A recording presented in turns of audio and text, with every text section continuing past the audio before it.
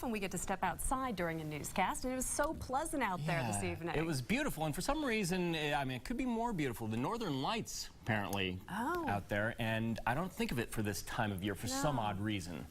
Why is that, Scott? Well, I guess typically we're thinking about the winter time and cold places because, again, the northern lights are most likely to be visible North Pole and South Pole because of the magnetic field of the Earth at the poles. It allows the energy from the sun to come in. But it is over with, so you likely will not see that tonight, but it was a solar flare. This is a picture of the sun, and this is the solar flare, or the CME, the coronal mass ejection that occurred on the 12th, on Thursday. And this one, the solar flare that came out with it, was pointing straight at the Earth, and that's key. It sends that energy right in our direction. So it happened on Thursday, and it arrived early on Saturday morning. And so the northern lights, as is called, when you have a strong solar flare, this particular class, the 1.4x, something like that, I guess it's called, is particularly strong and can give a good view of the northern lights. And there are many places way down south, Australia, they were seeing this as well. But in the center part of the U.S., you typically, with a strong flare like this, you can see it. And about 6 states, Iowa, Arkansas, a lot of the center part of the country was seeing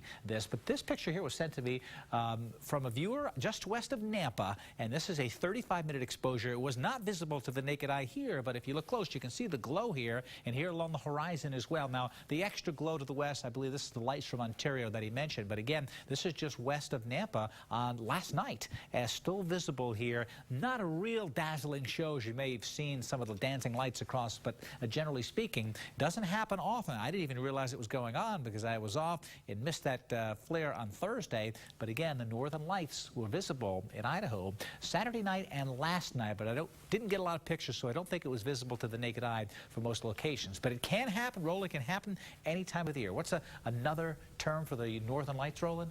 What's the official term? Aurora borealis. Oh, that's right. I was going to say 1.21 gigawatts. That would be correct, too.